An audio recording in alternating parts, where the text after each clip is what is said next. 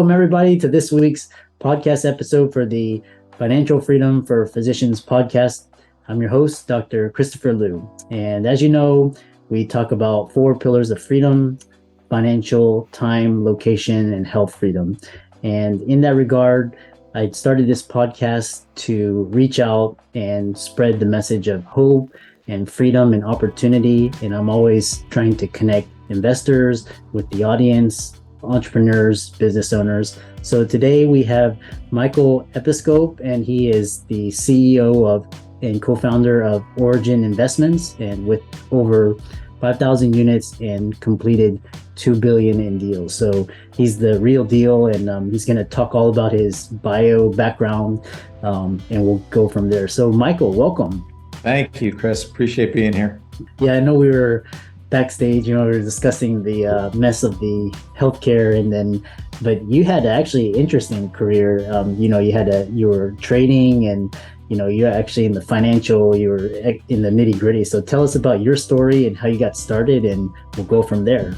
Yeah, it's funny. Everybody thinks the other person has a more interesting career than they do. But thank you for that. Yeah, so trading was interesting. I'm born and raised in the Chicago area here, and we have always been sort of the capital of commodity trading. And so when I went to college here, I went to DePaul University, and between my freshman and sophomore year, I got a job at the Chicago Mercantile Exchange and decided I absolutely loved it. And it's kind of funny, that was marked really the start of my first career. And I have a 20-year-old now, and he's a sophomore in college. And I can't think of, I was already 2 years into my career unknowingly at that time.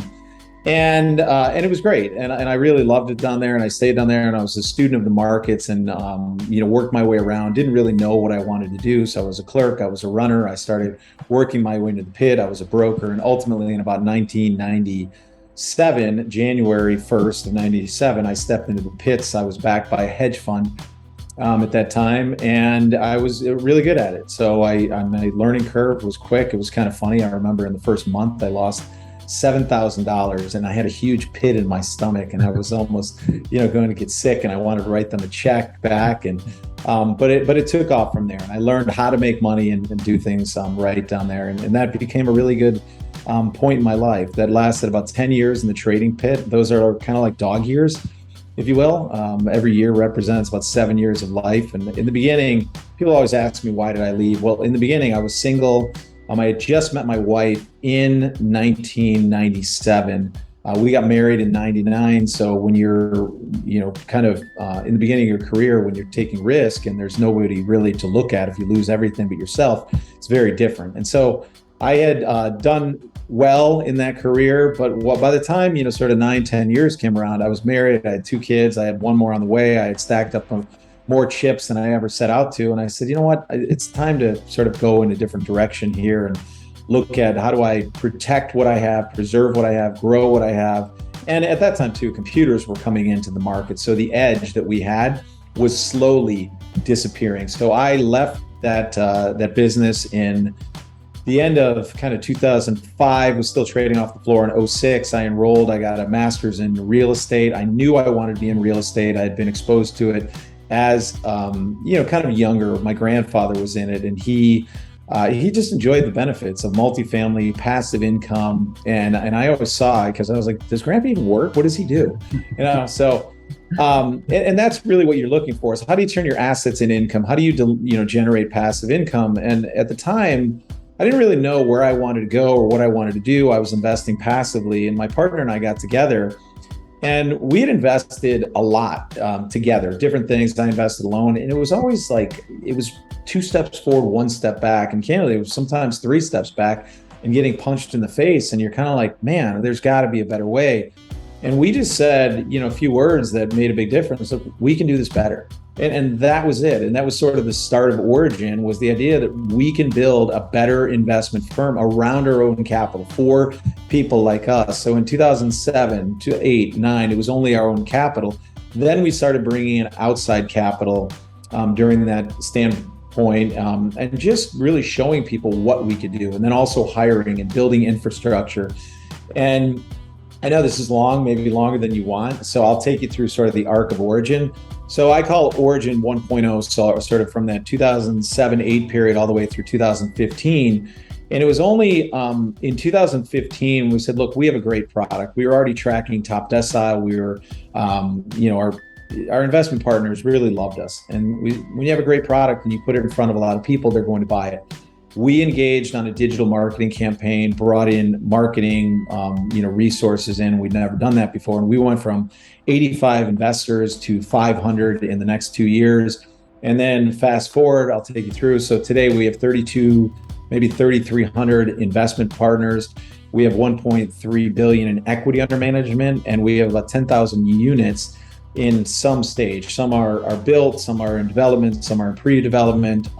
So it's been a great run. And I think what I'm most proud of is we have 50 team members today. They are just incredible people to come in to work every day with, and they inspire me and push me harder as well. It keeps me young. And then the fact that we've generated returns, and we're considered a top decile manager, meaning we've beat 90% of other managers. And that, to me, like, not coming from the industry, really has vindicated, what we've tried to do. Because I remember 10 years ago, before we just made that concerted effort to go all in on the individual, the high net worth, the ultra high net worth, the family office, we were actually talking to institutions. We didn't have that pedigree. And it's sort of like, you get that little chip on your shoulder and we're like, okay, you're lost, and so we've never looked back since that day one, but it's been a great run. Yeah. It's so interesting because it's you started with trading, and now you went into something more stable and consistent, which is real estate. And for physicians, real estate is the ultimate. There's so many doctors interested, especially on the passive side, because their time is extremely limited, so they're always looking ways to save taxes and really leverage their wealth, grow their wealth. So which your firm does. So we'll just start from the beginning, with Origin, the perfect wealth protection asset, how real estate benefits from both inflationary and deflationary cycles, which is very relevant for our times today. Yeah, it is interesting. I mean, real estate did incredibly well during the period where we had low inflation, lower interest rates. I mean, really what you had are multiples expanding across every asset class. So real estate, if you go back, 15 years ago, your cap rates were 7s and 8s. And, today they're more around 4%. So you really had the multiple almost double, right? Which is the multiple. When I say cap rates, it's the inverse of sort of the PE ratio. And now you've got the expansion of cap rates as well. So, I would say 6 months ago, a year ago, cap rates were 3.25, 3.5. Today they're 4, 4.25. We're using those in our models. And it really is. I would say that, this is what people need to be cautious of, though, right? We are in inflation. If you're positioned ahead of that inflation, then you did really, really well. Now is not the time to be running in to real estate and saying, hey, I want to beat inflation, right? That ship is already sailed. And if you're positioned, that's great. Because when you think about a piece of real estate, it is an amalgamation of commodities. It has lumber, and it has steel, and it has glass, and it has everything that we've been looking at that has been causing inflation. And the biggest thing are housing prices and rental price increases. So it is a protector in that case, and it's held up very well in this environment. I just like looking at asset prices and the fact that inflation has sort of leveled off and slowed down. Everything that we're looking at when we're running our predictive models next year, the year after, is that we're going to get back some of these gains. I don't think that's a surprise to anybody. Looks like a recession is on the horizon. 2023, most likely. The stock market is certainly predicting that. It has really been a great hedge, though, against inflation. And what I love about just real estate, and we're only in multifamily, so we build, buy, and lend.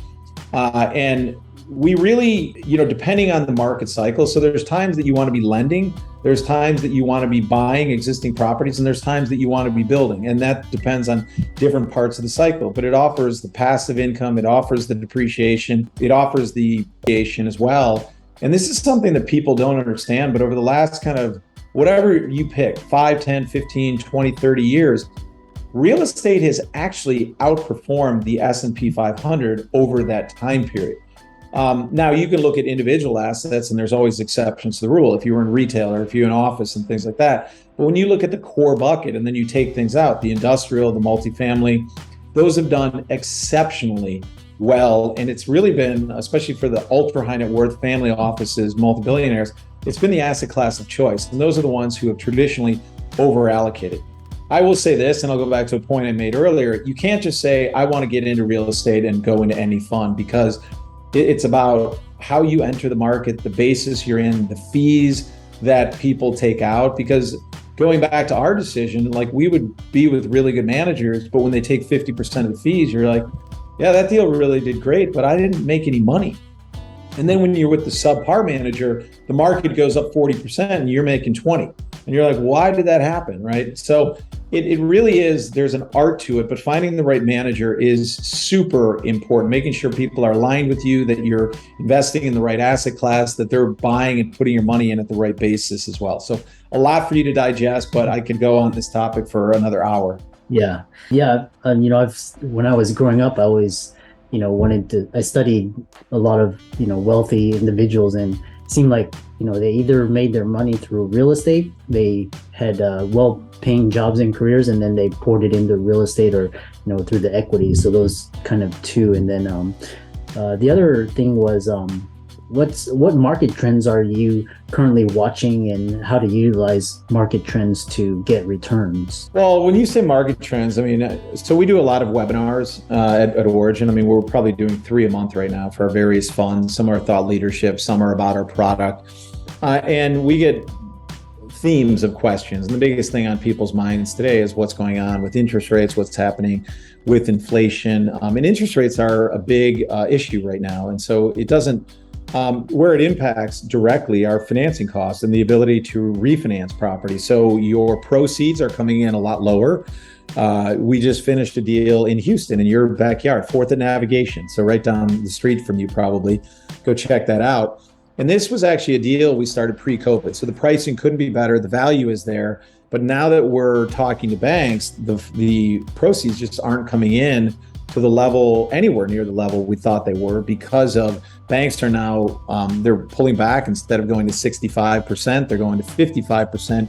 They have higher debt service coverage ratios, more covenants. And so that's some of the big things that we're seeing in the market, what interest rates are impacting. What people may not understand is interest rates also impact the for sale side. And the for sale side right now, I was at lunch with our marketing team today, and one of the individuals was buying, in the process of buying a home. He got pre-approved for a mortgage.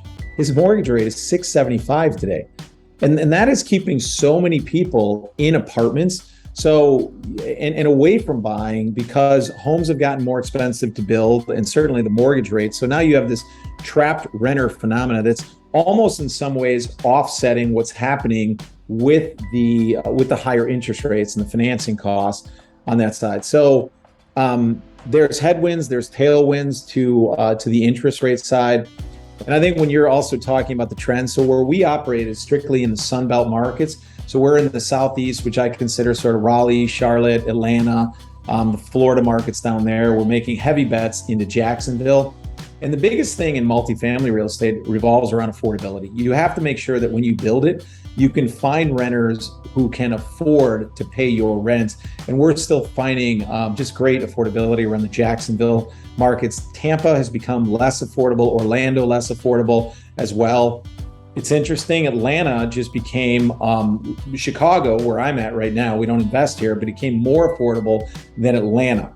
And that equation has slipped over even the last kind of 6 months to a year because of the price increases in Atlanta real estate. We're in Texas markets, Nashville, and then Phoenix and Denver. So we have a global view around the market. And if you notice, most of our markets are all the Sun Belt states, the lifestyle. And the biggest thing is low tax, because the work from home environment, you have CEOs who are now able to go remote. They don't want to live in places like New Jersey and New York. They're moving down to Miami, zero tax state. They're moving their headquarters down there. We've seen a lot. They're moving to Texas. They're moving to Tennessee. And it's really changed the dynamic. So I think what we've seen in the last kind of year or year and a half is that first wave of people who had the flexibility and the ability to move. And now we're going to see that trickle effect. So this is a conversation now. I'm 52 years old. I have a son who's a sophomore. We're going to be staring at the empty nester life in a few years. The whole conversations are about, where are you going after your empty nester? Are you staying in Chicago? And people have plans to move to these, lifestyle cities. Yes, they're more expensive, but it's still, there's only so much runway left in life. Where do you want to spend those days? And a lot of in sunshine, in the mountains, in low tax states. And there's been a trade. This was interesting. I was talking to a broker from Wyoming, and he said that people are coming, these wealthy CEOs are coming from California.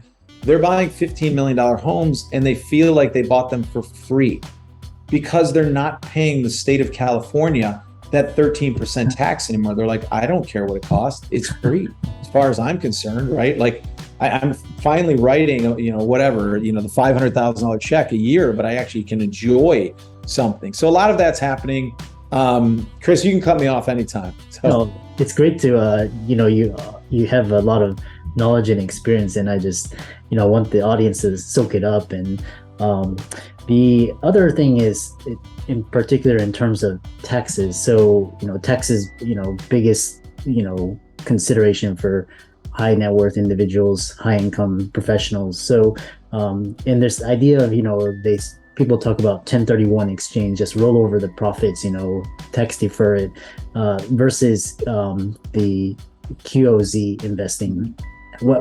Describe that and tell how investors can maximize their tax advantages. Yeah, and so the 1031 exchange is it's a great vehicle, and it's really unique. And I would say that if you have the means and you have the expertise, and you can find somebody really good to help you with the 1031 exchange, it's probably the best product out there. Now, you will be concentrated, so it's a little bit different.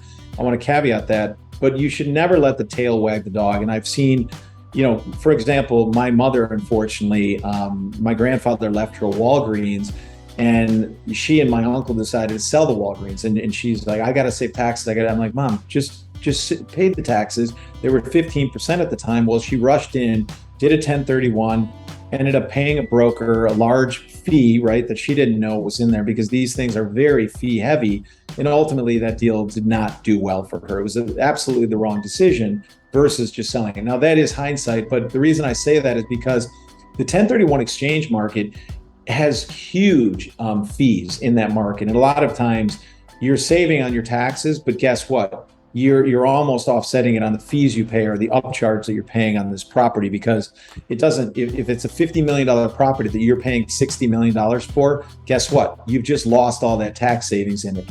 So QOZ is different in the sense that the Qualified Opportunity Zone law was passed in 2017, part of the Tax Cuts and Jobs Act. If you have a capital gain, it doesn't have to be real estate. It can be anything out there. It can be a piece of art. It can be stocks. It can be a PE fund. It can be long-term. It can be short-term capital gain. And you can invest those proceeds into a Qualified Opportunity Zone fund within 180 days of realizing that gain. I could spend another 5 minutes on those rules. 180 days, there's all different dates depending if it's in your personal name or in a partnership. But the point is that if you have, let's say you made $1 million investment and you make $500,000 on that investment and you realize that gain, you do not have to invest the principal, which is a huge benefit. You only have to invest that gain to get the Qualified Opportunity Zone benefits.